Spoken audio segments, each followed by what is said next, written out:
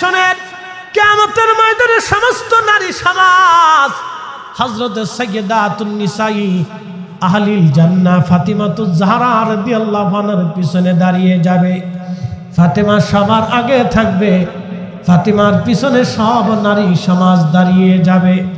যেই নারীরা ফাতেমার মতো জীবন গড়েছিল, হযরত ফাতেমার মতো চরিত্র গঠন করেছিল, হযরত ফাতেমার মতো পর্দানিশীল ছিল, হযরত ফাতেমার মতো কোরআন তেলাওয়াত করনে ওয়ালি ছিল, ফাতেমার মতো ধৈর্যশীলা ছিল, ফাতেমার মতো সংসার করনেওয়ালা ছিল, ফাতেমার মতো স্বামী ভক্ত ছিল, ফাতেমার মতো রসুল ভক্ত ছিল, ফাতেমার মতো ইবাদত গুজারি ছিল।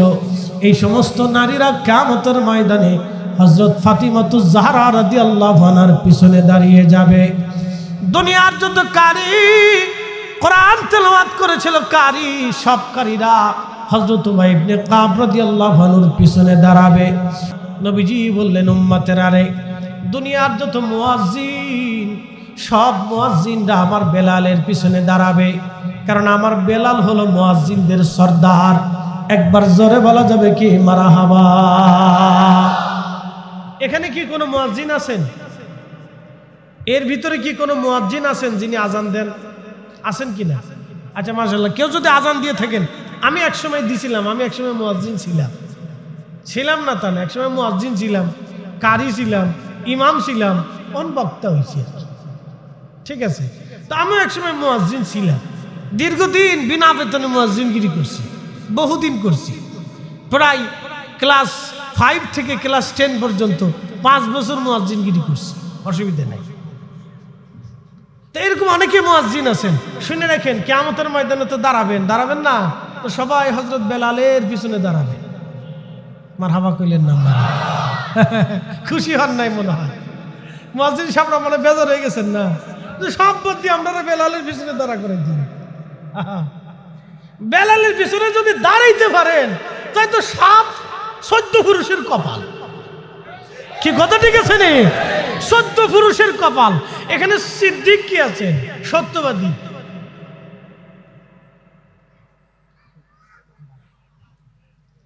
যদি সিদ্দিক হয়ে থাকেন, মানে সত্যবাদী কিভাবে আমি বলে দিই। আমরা সবাই কম বেশি মিথ্যা কথা বলছি। মুফতি সাহেব বলছে, আমিও বলছি, এখানে বুজুর্গি দেখানোর কিছু নাই। কি কথা ঠিক আছে না? বুজুর্গি দেখানোর কিছু নাই। ভুল আমরা সবাই করছি, গুনাহ আমরা সবারই আছে, এখানে বুজুর্গি দেখানোর কিছু নাই। মুফতি সাহেব মিশা বলছে, আমিও বলছি, উনিও বলছে, হ্যাঁ বলছে, সবাই বলছে, বলছি না ভাই? তো সিদ্দিক কেমন হবে? যদি আপনি তওবা করিয়ে জীবনে তওবা করেন যে আল্লাহ জীবনের বাকি জিন্দেগি আর কোনোদিন মিথ্যা বলবো না, সত্যের উপরে যদি থাকতে পারেন, তাহলে মনে রাখেন কিয়ামতের ময়দানে আবু বকর সিদ্দিক রাদিয়াল্লাহু আনহুর পিছনে আপনার জায়গা হয়ে যাবে। একসাথে বলবেন না মারহাবা? ও আর শুনে যান, খালি তো চারপাশে তো ঘুরবেন আর তারপরে খেয়ে চলে যাবেন। ওটা লাভ নাই, এটা করে লাভ নাই। দুনিয়ার ভিতরে যারা ন্যায় বিচার করে, সালিশ দরবার অনেকে করে না, যারা রাজনীতি করেন, প্রশাসনের চাকরি করেন, আদালতের চাকরি করেন, অ্যাডভোকেট আছেন, জজ আছে, যারা বিচারক আছে, তারা শুনে যাবেন, যারা সমাজে বিচার আচার করেন, কিন্তু বিচার করার সময় আত্মীয় স্বজন দেখেন না, দল দেখেন না, মত দেখেন না, ধনী দেখেন না, গরিব দেখেন না, সমানভাবে বিচার করেন, তারা শুনে নেন কিয়ামতের ময়দানে হযরত ওমরের পিছনে আল্লাহ আপনাদের দাঁড়া করে দিবে। যেমনি সুবহানাল্লাহ কইলেন, মনে হয় ন্যায় বিচার আপনাদের এদিক কম হয়। একসাথে জোরে কর সুবহানাল্লাহ। ন্যায় বিচার হয় না তা না, ন্যায় বিচার হয়। 100-র ভিতরে হয়তো 10টা হয়, নাহলে 20টা হয়, হয় না ভাই? হয়তো 50% হয়, নাহলে 50% ভুল হয়, হইতে পারে। কিন্তু ন্যায় বিচার না হলে তো আর দেশ চলতো না। হয়, হয় না তা না, হয়।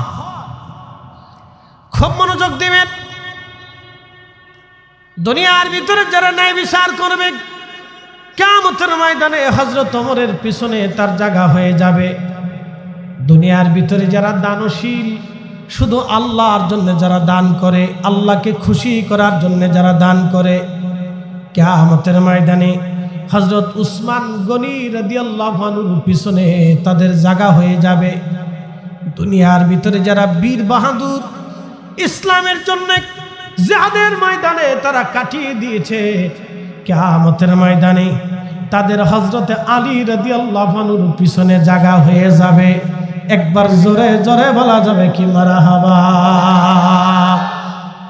দুনিয়ার ভিতরে যারা শহীদ আল্লাহর দ্বীন প্রতিষ্ঠিত করতে যাইয়া ইসলামের জন্য, ইসলামী দেশের জন্য যারা জীবন দিয়ে দিল, বাইতুল আকসার জন্য যারা জীবন দিল, আল্লাহু আকবার, সেই দিন তাদের হযরতে সাইয়্যিদুশ শুহাদা আমির হামজা রাদিয়াল্লাহু আনহু সবার আগে দাঁড়িয়ে থাকবেন। আর দুনিয়ার সমস্ত শহীদরা হযরত সাইয়্যিদুশ শুহাদা আমির হামজা রাদিয়াল্লাহু আনহুর পিছনে দাঁড়াবে। একবার আওয়াজ তুলে বলা যাবে কি মারহাবা। দুনিয়ার সমস্ত যুবক, যুবকরা শুনে যান, যে যুবকরা যৌবনে আল্লাহর ইবাদতে কাটিয়ে দিয়েছে, যে যুবকরা যৌবনে আল্লাহর ইবাদতে কাটিয়ে দিল, আল্লাহকে খুশি করার জন্য কাটাইল, ওই যুবক যৌবনে আল্লাহকে খুশি করে কবরে চলে গেল। আহা, এই সমস্ত জান্নাতি যুবকরা হযরত ইমাম হাসান হুসাইন রাদিয়াল্লাহু আনহুমার পিছনে দাঁড়িয়ে যাবে।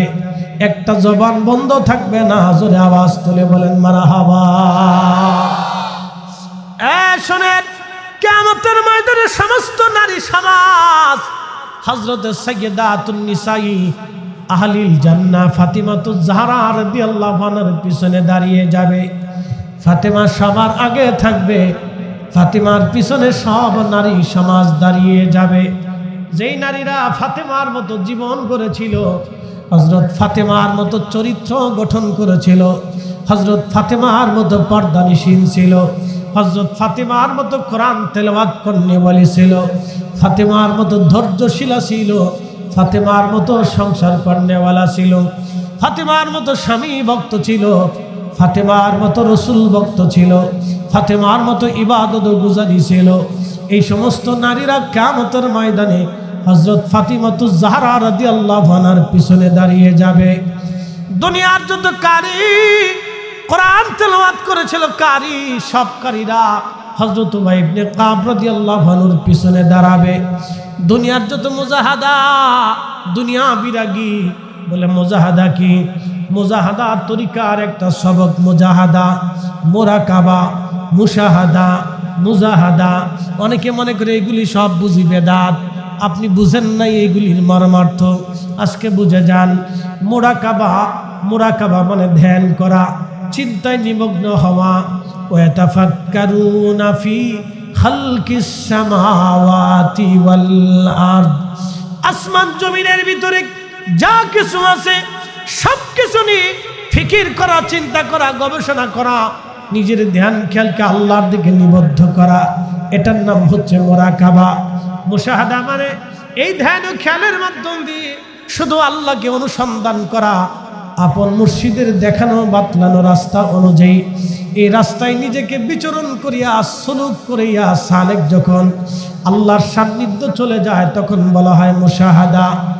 মুজাহাদা হচ্ছে একজন আল্লাহর ওলি দুনিয়া বিরাগী হইয়া সমস্ত সহায় সম্পদ থেকে বিচ্যুত হইয়া আল্লাহকে পাওয়ার জন্য রাস্তায় বের হয়ে যায়।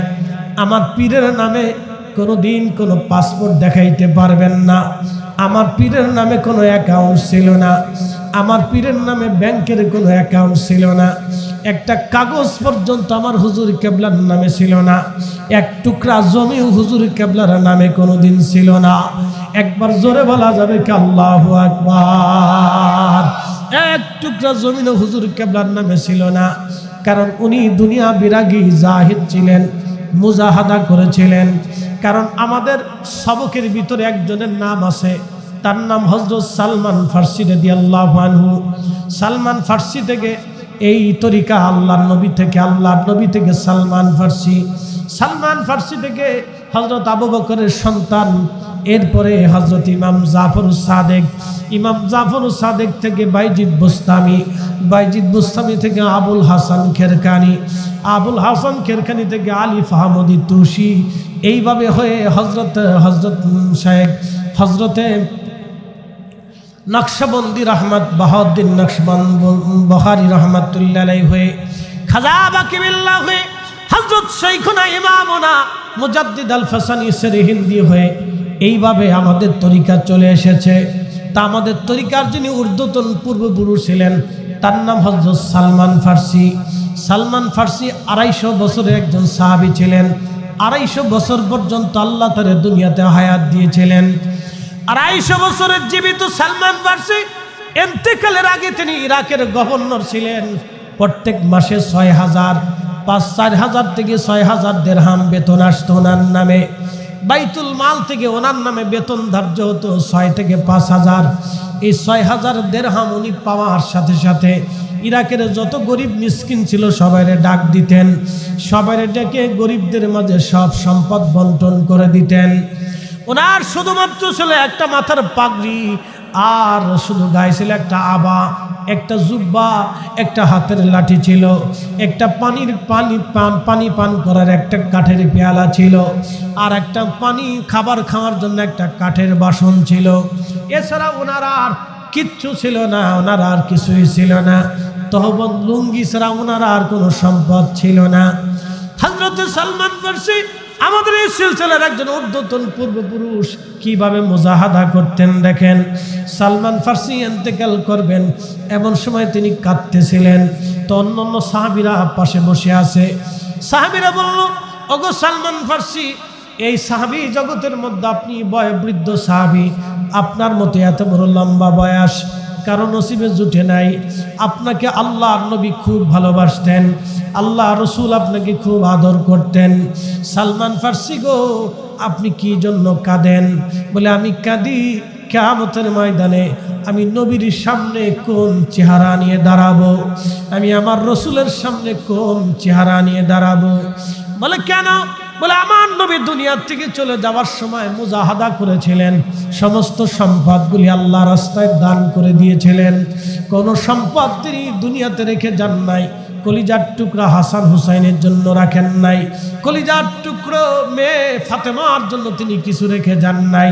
তিনি দুনিয়ার থেকে কোনো সম্পদ রেখে যান নাই, সব আল্লাহ রাস্তায় দান করে দিয়ে চলে গেলেন।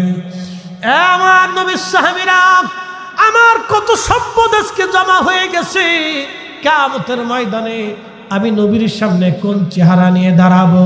সাহাবীরা বললেন, কি সম্পদ আপনার জমা হয়েছে? বলে, দেখো, আমার মাথার একটা পাগড়ি জমা হয়েছে, আমার একটা জুব্বা জমা হয়েছে, আমার একটা আবা জমা হয়েছে, যেটা জুব্বার উপরে গায়ে দেয়, কুর্তা বলি বা আবা বলি। আমার একটা আবা জমা হয়েছে, আমার একটা কাঠের লাঠি আছে, আমার একটা পানির পেয়ালা কাঠের পেয়ালা আছে, আমার একটা কাঠের বাসন আছে, আমার একটা তহবন লুঙ্গি আছে। বলো, এত সম্পদ রেখে যদি আমি কিয়ামতের ময়দানে নবীজির সামনে কোন চেহারা নিয়ে দাঁড়াবো? বলো, আমার কাছে লজ্জা লাগতেছে, শরম লাগতেছে।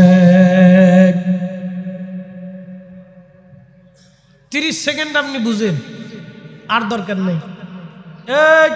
আমার দিকে তাকান, 30 সেকেন্ড আপনি বুঝেন তারা আল্লাহ রসুলের সামনে দাঁড়াইতে কিভাবে লজ্জা পাইতো যে আমি অর্থাৎ দিনদারি নিয়ে বড়াই করার কিছু নেই। কি কথা কন না কে? আসতে বলেন কে? জোরে বলেন। দিনদারি নিয়ে বড়াই করার কিচ্ছু নেই, দিনদারি নিয়ে বড়াই করার কিছু নেই। যদি দিনদারি নিয়ে কারো বড়াই আসে তো সাহাবীদের জিন্দেগি পড়েন, তাহলে বুঝবেন যে আমরা দিনদারি আর সাহাবীদের দিনদারি তুলনা করলেও লজ্জা করতে হবে, যে তুলনা দিলেও লজ্জা হবে। আমরা দিনদারি, আমার ইমান আর সাহাবীদের ইমান, দিনদারি ও তুলনা করলে লজ্জা করবে, শরম করবে। বুঝতে পারছেন? লজ্জা করবে। সব ছেড়ে দিলেন। তখন সাহাবীরা বললেন, তাহলে আমরা কি করতে পারি? বলে, একটা কাজ করো, আমার মৃত্যুর পরে আমারে কাফন দিতে হবে। তা আমারে জুব্বা, আমারে পাগড়ি, আবার থেকে কাপড় নিয়ে আমার কাফনের কাপড় বানাবা। বাকি যা আসে ওই কাপড়গুলি তোমরা গরিবরে দান করবা। আমার হাতের লাঠি, পানির পাত্র, খাবার বাসন, আমার তহবিল লুঙ্গি, বাকি যা আছে সব তোমরা গরিব মানুষের মিসকিনদেরকে দিয়ে দিবা। আমি দুনিয়ার থেকে কোনো সম্পদ রেখে কিয়ামতের ময়দানে আল্লাহ নবীর সামনে দাঁড়াইতে চাই না। এটার নাম মুজাহাদা, এটার নামই মুজাহাদা। এই মুজাহাদা কয়জনের আছে দেখেন? নাই। কোটির ভিতরে এক দুইজন পাবেন কিনা সন্দেহ আছে। কোটির ভিতরে এক দুইজন পাওয়া যাবে কিনা সন্দেহ আছে। এটার নাম মুজাহাদা।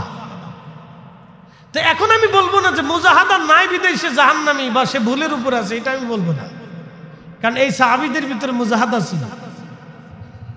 আবার হযরত উসমান গনি রাদিয়াল্লাহু আনহু ধনী ছিলেন, অনেক সম্পদ উনি আল্লাহর রাস্তায় দান করছেন। খাদিমুর রাসূল হযরত আনাস ইবনে মালিক অনেক সম্পদের মালিক ছিলেন, অনেক সম্পদ আল্লাহর রাস্তায় দান করছেন।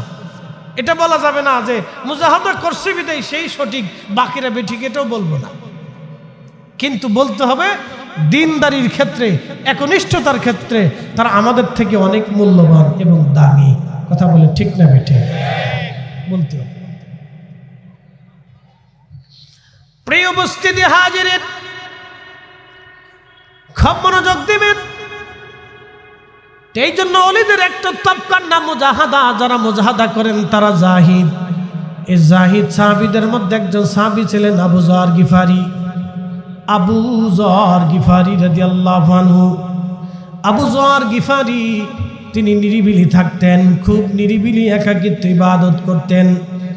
সাহাবীরা এসে বিচার দিলে, ইয়া রাসূলুল্লাহ, আপনার আবু যর নিরিবিলি থাকে, আমাদের সাথে মিশে না, আমাদের সাথে সে সঙ্গ দেয় না, সময় দেয় না, শুধু নিরিবিলি আল্লাহর ইবাদতে কাটায়। আল্লাহর নবী আবু যরের ব্যাপারে সাহাবীদেরকে বললেন, সাহাবীরা রে, আমার আবু যরকে তোমরা ছেড়ে দাও, আমার আবু যরকে নিরিবিলি থাকতে দাও, আমার আবু যরকে নিরিবিলি ইবাদত করতে দাও। সে নিরিবিলি থাকবে, নিরিবিলি ইবাদত করবে, সে নিরিবিলি মারা যাবে, কিন্তু তার জানাজায় বহু মুসলমান শরীক হবে, একটা জবান বন্ধ থাকবে না। জোরে বলেন আল্লাহু আকবার। কি আশ্চর্য! মুজাহাদার সাহাবী।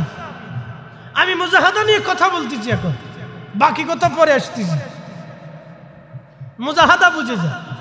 অনেকে ওলিদের তবকা বুঝে না, না বুঝেই লাফালাফি করে, বিরূপ মন্তব্য করে থাকে। এটা ঠিক না, এটা ঠিক না। আমরা ফাতিহা পড়ে দোয়া করি, আমরা নফল নামাজ পড়ে দোয়া করি, অনেকে ভাববেন আপনার কাছে বেদাত। আপনার দৃষ্টিতে বেদাত হতে পারে, কিন্তু আপনি বেদাতের ফতোয়া দিয়ে কিছু পাবেন না। আর আমরা আমল করার কারণে 2 রাকাত নফল নামাজ পাবো, 4 খতম কোরআনের নেকি পাবো। আস্তে কনকা, জোরে বলেন, জোরে বলেন, ঠিক আছে কিনা? হাত উঁচা করে বলেন, জাকির ভাই হাত উঁচা করে বলেন।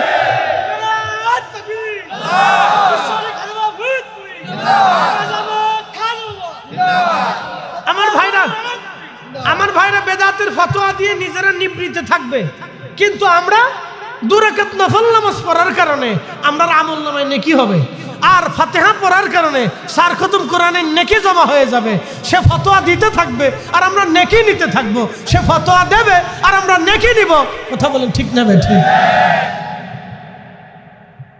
তো যারা ফতোয়া দিবে তার মন্দ বলার কিছু নেই, তার মন্দ বললেন না, কারণ সে বুঝে নেই। কি কথা ঠিক আছে কিনা? সে বুঝে নেই, তাকে মন্দ বলার কিছু নেই, গালিগালাজ করে নেই। এগুলো আমরা আবার তরিকতের বহির্ভূত কাজ।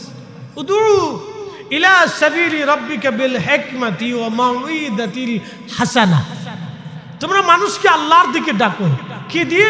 হিকমত দিয়ে, কোরআন সুন্নাহ দিয়ে, যুক্তিপূর্ণ কথা বলে মানুষকে আল্লাহর দিকে ডাকো। ওয়া মাউইদাতিল হাসানা, সুন্দর সুন্দর বাক্য দিয়ে, ভালোবাসার কথা বলে তোমরা মানুষকে আল্লাহর দিকে ডাকো। একসাথে কেন মারাবা? মুসা আলাইহিস সালাম একটু মেজাজি ছিলেন, জালালি ছিলেন, খুব রাগ করতেন, খুব রাগান্বিত ছিলেন, রাগ বেশি ছিল, রাগ বেশি ছিল। তো মুসা আলাইহিস সালামকে আল্লাহ বলেন, মুসা তুমি ফেরাউনের কাছে যে দাওয়াত দাও। কিন্তু আল্লাহ তো জানে মুসা আলাইহিস সালাম একটু জালালি, দাওয়াত দিতে যাইয়া আবার ফেরাউনরে উচ্চ বাচ্চ করে যদি কিছু বলে তো ফেরাউনও তো বদমেজাজি, শেষে আবার উল্টে পাল্টে হয়ে যাবে। তা আল্লাহ দাওয়াত দেওয়ার সময় বলতেছিল, মুসারে দাওয়াত দিও নরম ভাষা দিয়ে, গরম হইও না কিন্তু। একসাথে কেন মারহাবা। ঠাকুরগাঁওবাসী, দেবীগঞ্জবাসী, খুবই মনোযোগের সাথে কথাগুলি শুনবেন। এই জন্য মানুষকে আল্লাহর পথে দাওয়াত দিবেন। খারাপ বলার কিছু নাই, সে বুঝে নাই হয়তো, এই জন্য ভুল বুঝতেছে, তার দৃষ্টিতে বেদাত হবে। কিন্তু আল্লাহ আমাদের দৃষ্টিতে আমরা বেদাত না, আমাদের দৃষ্টিতে ইবাদত। জোরে বলেন মারহাবা। খুব মনোযোগ দিবেন হাজিরিন বন্ধুবর আমার। হযরতে মূসা আলাইহিস সালামের জমানায় অর্থাৎ বনি ইসরাইলের ভিতরে এক পতিতা নারী টাকার জন্য দেহ ব্যবসা করত। ভালো করে শুনে যান, টাকার বিনিময়ে এই নারী দেহ ব্যবসা করত। টাকা দিলে সে পুরুষের শয্যাশায়ী হতো। পৃথিবীতে ওই নারী খুব নিকৃষ্ট যে টাকার জন্য দেহ ব্যবসা করে, টাকার জন্য দেহ ব্যবসা করে। তার দুইটা অপরাধ হয়, একটা হলো জেনার অপরাধ, 2 নম্বর অপরাধ হলো ওই যে টাকা রুজি করে, টাকাও হারাম। তার জিন্দিগির সব কিছু হারাম, সব কিছু তার জীবনে হারাম। তো পতিতা নারী টাকার জন্য দেহ ব্যবসা করতে লাগলো। একদিন কাস্টমারের জন্য রাস্তার পাশে দাঁড়িয়ে আছে, দেখে একটা কুকুর হাঁপায়া হাঁপায়া দৌড়ায় দৌড়ায় আসতেছে। কুকুর, তৃষ্ণার্ত কুকুর দেখে এই পতিতা নারীর মনে মায়া লেগে গেল, মায়া লেগে গেল, মায়া। ভালো করে বুঝে যান, পতিতা নারীর মনে মায়া লাগলো। আমার রব, আমার আল্লাহ, আমার নবী বলতেছেন, উম্মত রে, মায়া লাগার পরে মহিলার পায়ের মধ্যে চামড়ার মোজা ছিল। এই চামড়ার মোজা খুলে চামড়ার মোজার ভিতরে রশি বেঁধে কুয়ার ভিতর থেকে সে পানি উঠাইল। পানি উঠাইয়া এই পানি কুকুরকে পানি পান করাইল। কুকুরকে পানি পান করানোর কারণে কুকুরের তৃষ্ণা মিটে গেল। আমার রাসূল বলতেছেন, আল্লাহর একটা সৃষ্টি, তৃষ্ণার্ত একটা সৃষ্টিকে পানি পান করানোর জন্যে আমার আল্লাহর কাছেও মায়া লেগে গেল।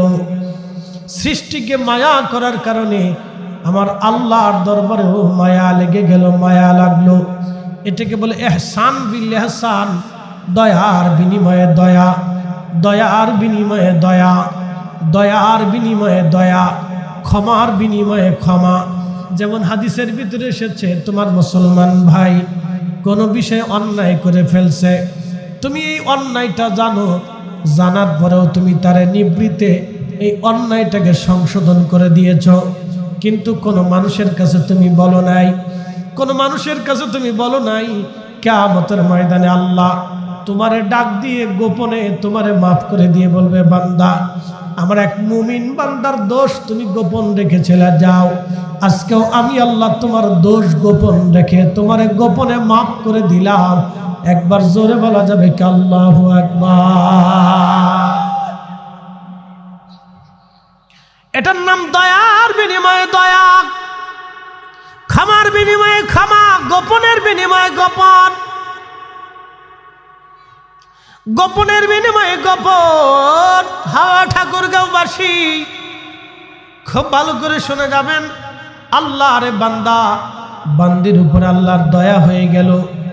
আল্লাহর নবী বললেন, আমার আল্লাহ এতটাই দয়া করলো, তার সারা জীবনের জেনার গুনাহ আল্লাহ মাফ করে দিল, সারা জীবনের হারাম রুটি রুজি আল্লাহ তারে মাফ করে দিল, সারা জীবনের নাপাকি কাজ ক্ষমা করে দিয়ে আমার আল্লাহ, আমার রব তারে পবিত্র বানাইয়া আমার আল্লাহ তারে জান্নাতি বানাইয়া দিল।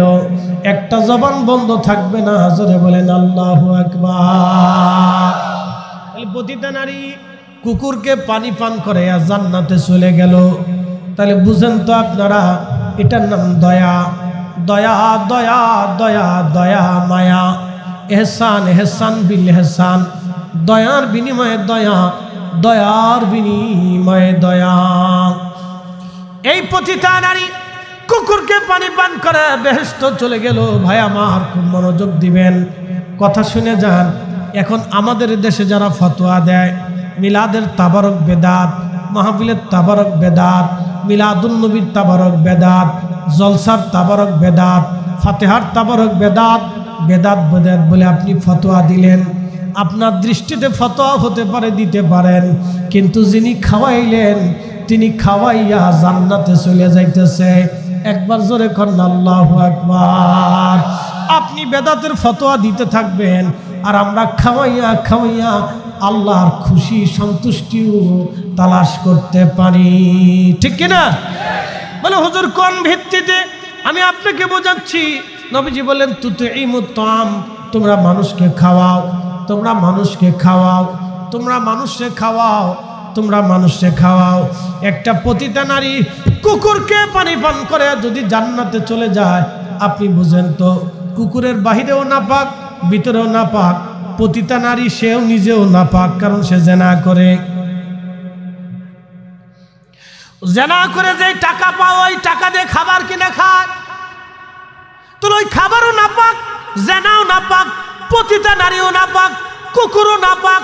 এক নাপাক আর এক নাপাক রে পানি পান করে যদি জান্নাতে চলে যেতে পারে, তাহলে আমরা মুসলমান আর এক মুসলমানকে খাওয়াইয়া আমরাও জান্নাতের আশা করতে পারি। কথা বলেন ঠিক কিনা?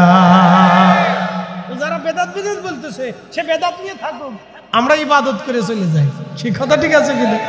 তার বেদাত তার কাছেই থাক, আমরা আমাদেরটা করতে থাকি। তার বেদাত সে নিয়ে থাকুক, অসুবিধা নেই। সে তো বেদাত নিয়ে পড়ে রয়েছে, আর ওদিক দিয়ে পতিতা নারী বেহেশতে চলে গেছে। তো পতিতা নারী যদি বেহেশতে চলে যেতে পারে, তাহলে আমরা কি তার দোষ করছি?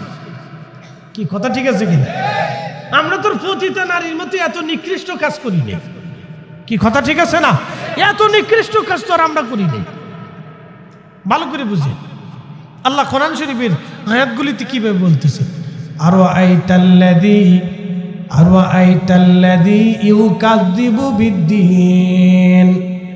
হুজুর আপনি কি দেখেন না আখিরাতকে কারা অস্বীকার করে, বিচার দিবসকে কারা অস্বীকার করে? নবীজি আপনি কি দেখেন না, লক্ষ্য করেন না যারা আখিরাতের ফয়সালাকে কারা অস্বীকার করে? আরো আইতাল্লাযী ইউকাযযিবু বিদ্দীন ফাযালিকাল্লাযী ইয়াদউল ইয়াতীম।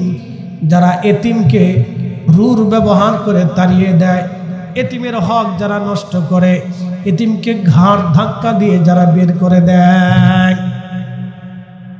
শোনেন, যারা এতিমের মাল খায়, এতিমের হক নষ্ট করে দেয়, এতিমের অর্থ আত্মসাৎ করে, এতিমকে যারা ঘাড় ধাক্কা দিয়ে বের করে দেয়, এতিমের সম্পদ যারা বুঝাই দেয় না, আল্লাহ বললেন তারা আখিরাত অস্বীকার করনেওয়ালা, তারা জাহান্নামী।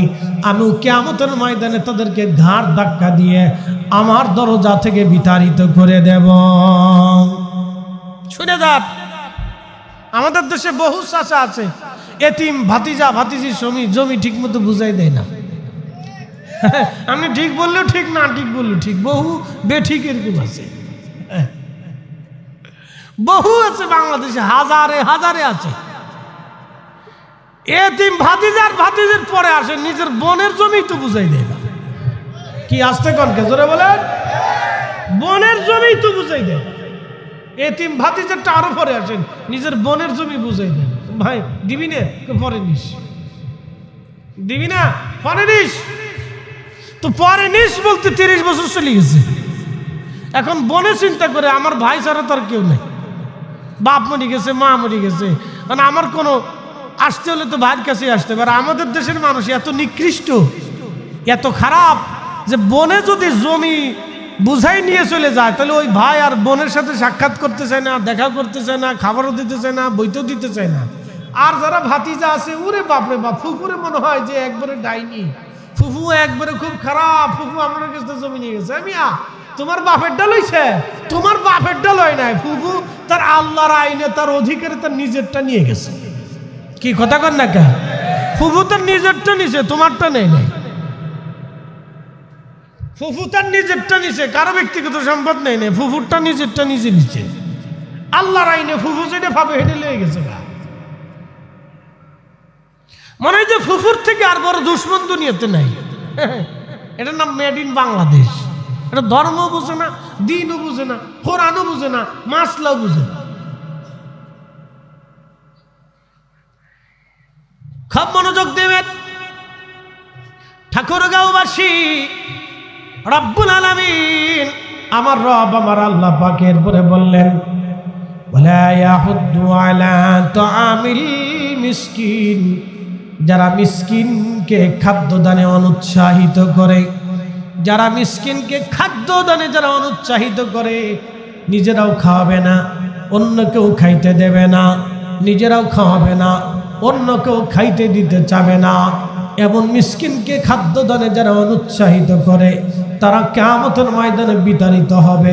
কিয়ামতের ময়দান তারা অস্বীকার করে, আল্লাহর আদালতকে তারা অস্বীকার করে, তারা জালিম।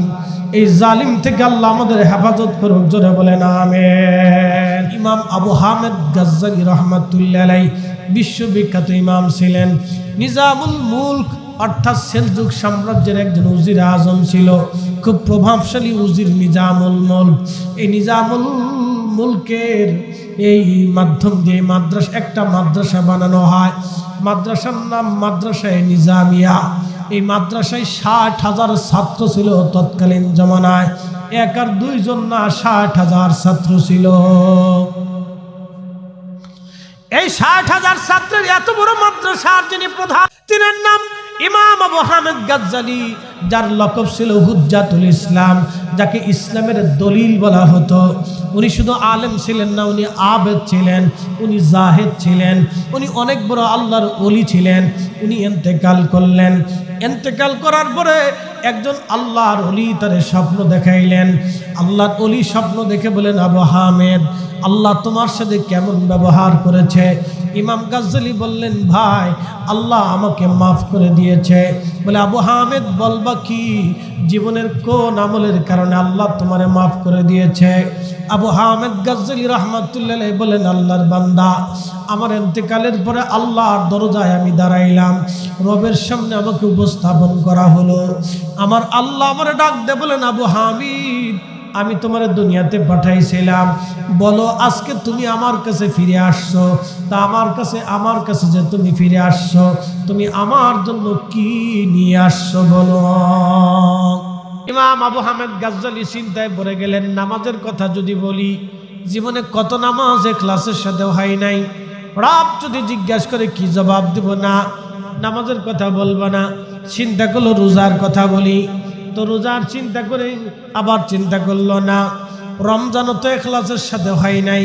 কারণ বহু রোজাদার রোজা রেখে মিথ্যা বলে, বহু রোজাদার রোজা রেখে ছগলখুরি করে, বহু রোজাদার রোজা রেখে গীবত করে, বহু রোজাদার রোজা রেখে আপনার কি বলে বুহতান করে, বহু রোজাদার রোজা রাখার পরে ভাই আমার মিথ্যা কথা বলে, ওজনে কম দেয়, মালে ভেজাল দেয়, বহু রোজাদার গালিগালাজ করে, ফায়সা কথাবার্তা বলে। তার মানে যে রোজা রাখার পরে মিথ্যা বলল, তার রোজা ঈমান ইহতিসাবের সাথে হলো না। রোজা রেখে যে গীবত করলো, ঈমান ইহতিসাবের সাথে হলো না। রোজা রেখে যে ফায়সা কথা বললো, ঈমান ইহতিসাবের সাথে হলো না। রোজা রেখে যে মালে কম দিল, ঈমান ইহতিসাবের সাথে হলো না। রোজা রেখে যে মানুষ ঠকাইলো, ঈমান ইহতিসাবের সাথে হলো না। রোজা রেখে যে আপনার ওই ছগলখুরি করলো, ঈমান ইহতিসাবের সাথে হইল না। রোজা আল্লাহর জন্য রাখতে হবে, আল্লাহর জন্য, আল্লাহকে খুশি করার জন্য ঈমান ইহতিসাবের সাথে রাখতে হবে। ইমাম আবু হামেদ গাজ্জালি চিন্তায় পড়ে গেলেন, রোজার কথা যদি বলি তাহলে আল্লাহর দরবারে ধরা পড়ে যাইতে পারি। না না, রোজার কথা বলবো না। চিন্তা করলেন তাহলে জাকাতের কথা বলি, কিন্তু না, জাকাতও তো ইখলাসের সাথে নাও হইতে পারে। কারণ অনেক সময় জাকাত দেনেওয়ালা চিন্তা করে মানুষ আমার প্রশংসা করবে, মানুষ আমার দানবীর বলবে, মানুষ আমার দানশীল বলবে, এই জন্য অনেকেই জাকাত দেয়, অনেকেই এই জন্য জাকাত দেওয়ার চিন্তা করে। ইমাম আবু হামেদ গাজ্জালি চিন্তায় পড়ে গেলেন, না, জাকাতের কথা বললে ধরা পড়ে যাইতে পারি। হজের কথা বলবো, চিন্তা করলেন, না, হজও ইখলাসের সাথে হয় নাই।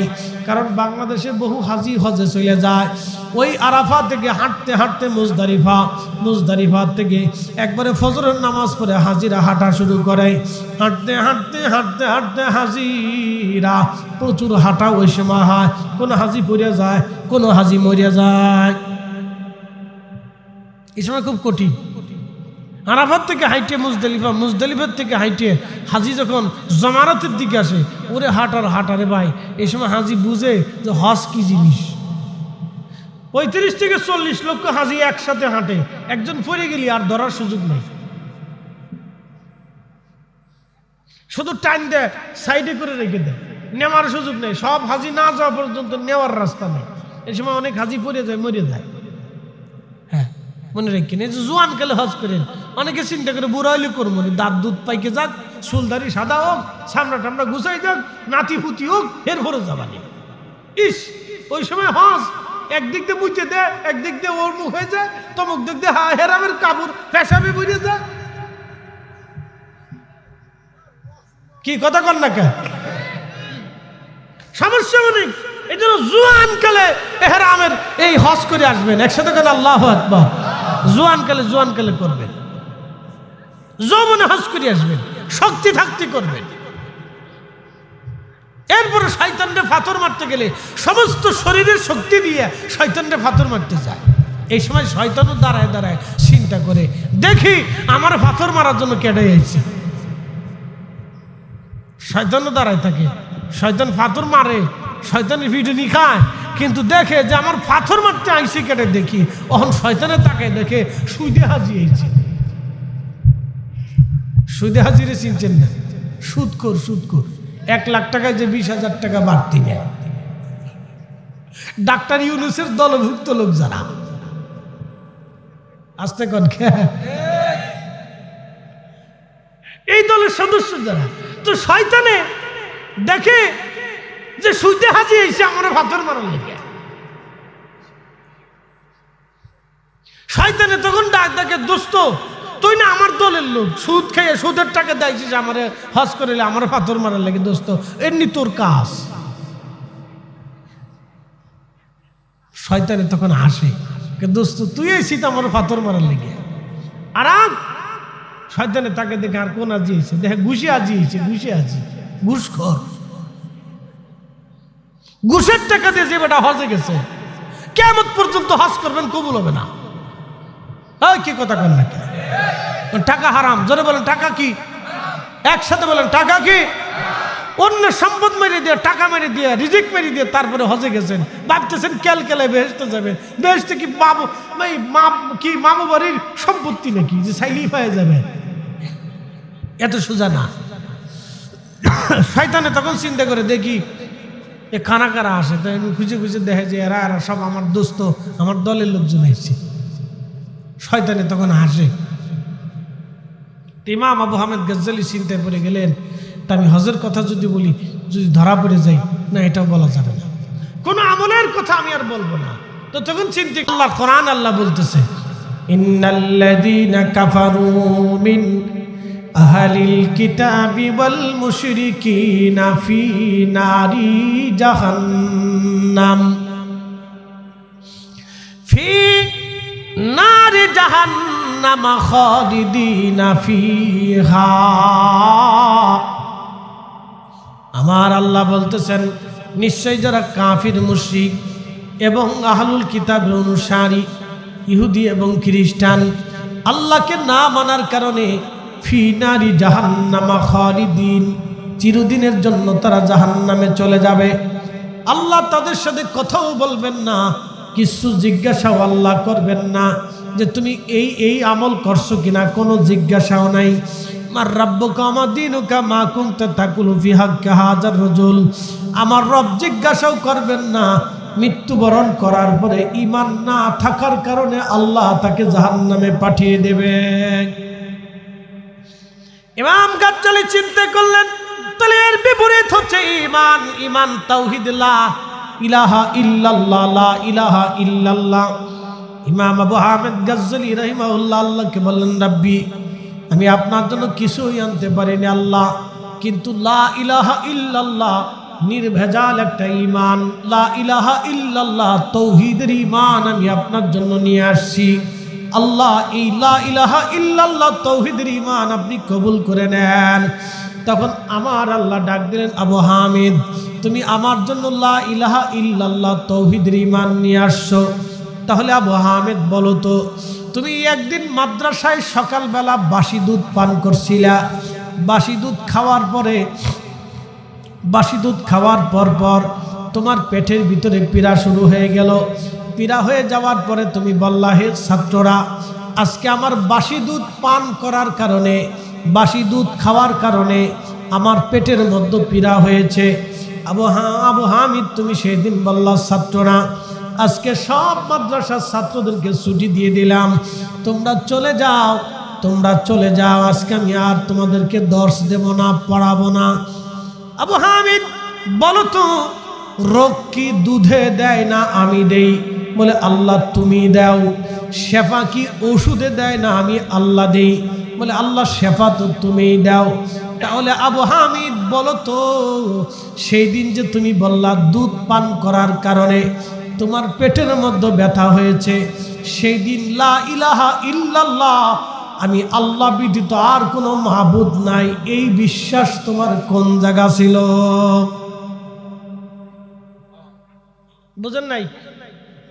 অনেকে বুঝেন নাই, রাত গভীর তো, এটা অনেক ফ্যাসের ওয়াজ, বুঝেন না? আরো বুঝাইতেছি। এখন জবাব দিয়েন, যে কয়জন আছেন বলেন, আমাদেরকে খাওয়াই কে? আম গাছে আম দেয় কে? গম দেয় কে? মাছেরে খাওয়াই কে? পশু পাখিদেরকে খাওয়াই কে? কথা ঠিক আছে নি? জোরে বলেন, আমাদের রিজিক দেয় কে? একসাথে বলেন, জোরে বলেন, লা ইলাহা, লা ইলাহা, লা ইলাহা, আল্লাহ ছাড়া মাবুদ, আমাদের রিজিক আল্লাহ ছাড়া আর কেউ দেয়? ভালো করে বুঝেন, আল্লাহ ছাড়া আর কেউ দেয়? তাহলে এবার বুঝেন, আপনার বাড়িতে আগামী 3 দিনের খাবার জমা আছে কে?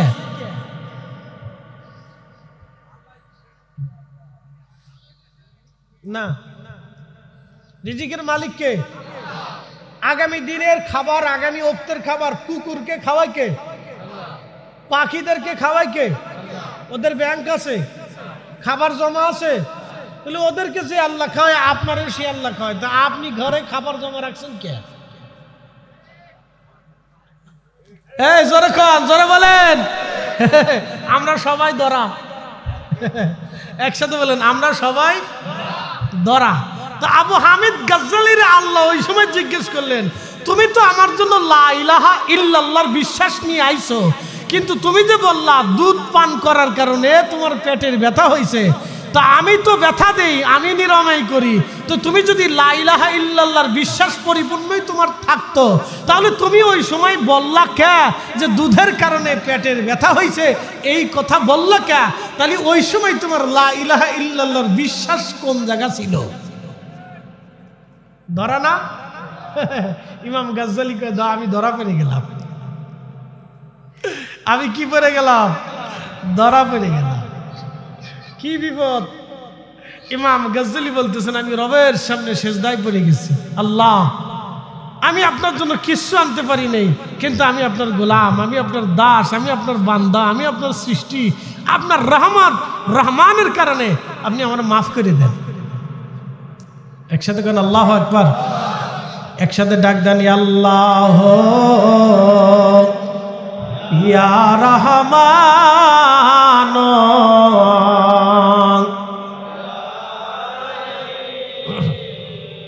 এই নামের কি দাম বুঝাইতেছি।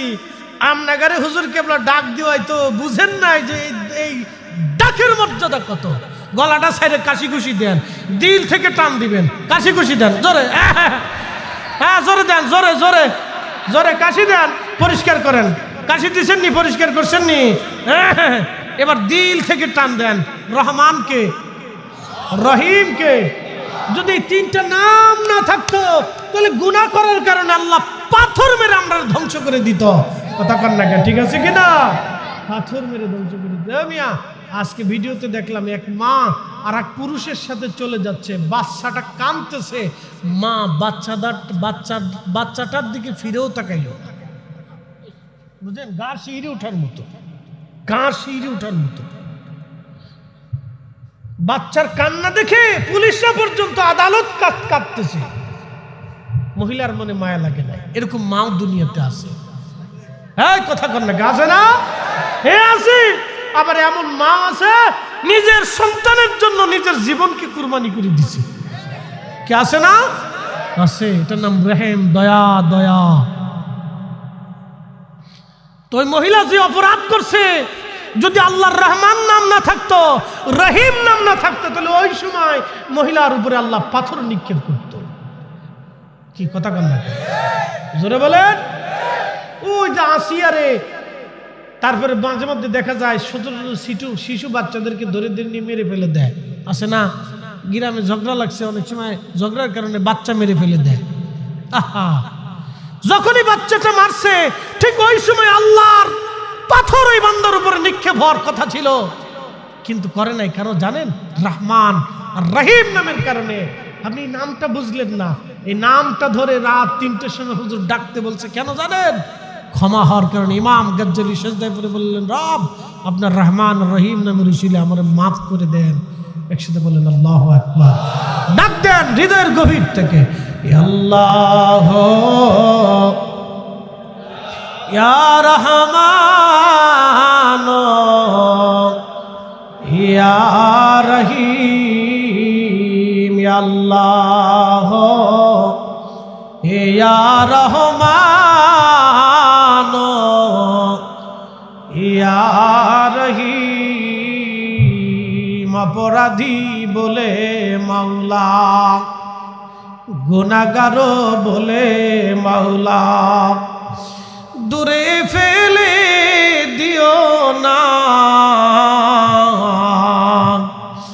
মাগফিরাতের দ্বার হইতে নায়মে দো কইর না। আল্লাহ ইয়া রহমান,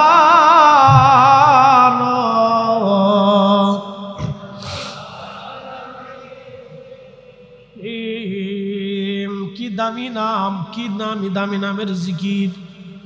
এই নাম ধরে যখন আল্লাহরে ডাক দিবেন, আল্লাহ রহমতের দরিয়ার মধ্যে জোশ লেগে যায়, সাথে সাথে বান্দারে আল্লাহ মাফ করে দেয়। একবার জোরে বলা যাবে কি মারহাবা? আল্লাহ ডাক দিলেন, আবু হামিদ, আমি তোমারে মাফ করে দিলাম। আবু হামিদ ডাক দেখে, রাব্বি, কি জন্য আপনি মাফ করছেন আমাকে একটু বলেন। আল্লাহ বলেন, আবু হামিদ, তোমার কি সেই দিনের কথা মনে আসেনি? তুমি দোয়া তার কলম দিয়ে কিতাব লিখতেছিলাম। উনি অনেক কিতাব লিখছেন জীবনে, বহু কিতাবের রাইটার ছিলেন ইমাম আবু হামিদ গজ্জালি। আবু হামিদ, তুমি দোয়াত এবং কলম দিয়ে কিতাব লিখতেছিলা। এখানে অনেকেই দোয়াত কলমের ছাত্র আছে, আছে না? দোয়াত কলম দিয়ে লেখছেন কারা কারা? একটু হাত উঁচা করেন। দোয়াত কলম দিয়ে যারা যারা লেখছেন, মাশাআল্লাহ, বহু লোক পাওয়া গেছে দোয়াত কলমের ছাত্র। দোয়াত কলম দিয়ে যারা লেখছেন তারা তো দোয়াত কলম সম্পর্কে জানেন। দোয়াত কলম দিয়ে তুমি যখন লিখতেছিলা, তখন কলমটা দোয়াতের ভিতরে তুমি ঢুকাইছো। এমন সময় একটা মাছি উড়ে এসে, এমন সময় একটা মাছি, ভালো করে এই কথাটা শুনে যাবেন, এমন সময় একটা মাছি উড়ে এসে তোমার কালির কাছে বসে কালির পানি পান করতেছিল।